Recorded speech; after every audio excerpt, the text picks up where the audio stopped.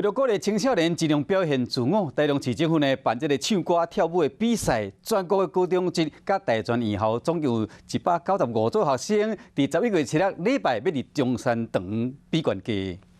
台中市政府举办中山堂青春竞艺 Live Show， 今年全国高中职和大专院校总共295组学生报名参赛。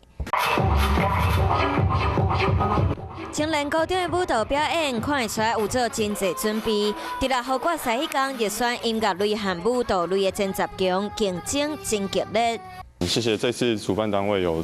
舞高样这个比赛，可以给我们一个平台。 去展现自己，不管是舞蹈或是音乐这样。今年是第2次，然后今年就是